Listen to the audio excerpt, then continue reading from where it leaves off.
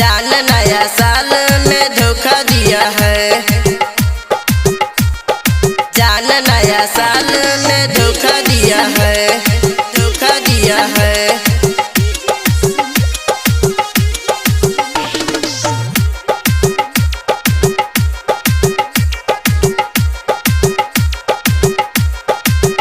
दर्द दूना है जब से सुना है,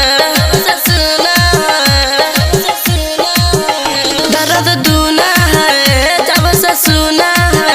जाके ससुरा में गिफ्ट अनोखा दिया है। जान नया साल में धोखा दिया है, जान नया साल में धोखा दिया है। तब मैंने भी पूजवा को मौका दिया है, तब मैंने भी पूजवा को मौका दिया है। जान नया साल में धोखा दिया है, जान नया साल में धोखा दिया है।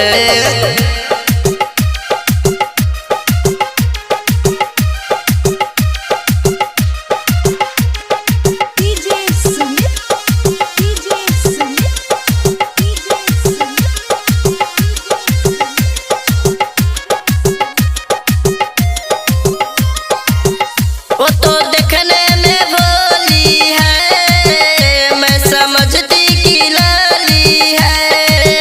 यार दो दो गोरा का है, मेरे साथी ने बोली है, मेरे साथी ने बोली है। वो तो देखने में भोली है, मैं समझती कि लाली है। यार दो दो गोरा का मेरे साथी ने बोली है। मिलने जाती है नहीं बताती है, चुम्मा उसको दुगो मुझको एगो दिया है। जान नया साल में धोखा दिया है, जान नया साल में धोखा दिया है।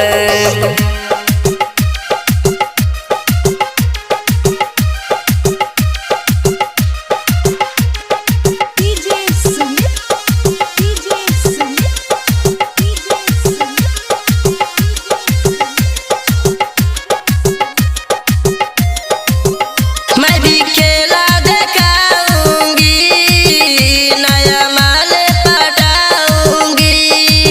हाँ भाई शिवरंजन से उसको पता लगाऊंगी, उसको पता लगाऊंगी। मैं भी खेला दिखाऊंगी, नया माल पटाऊंगी।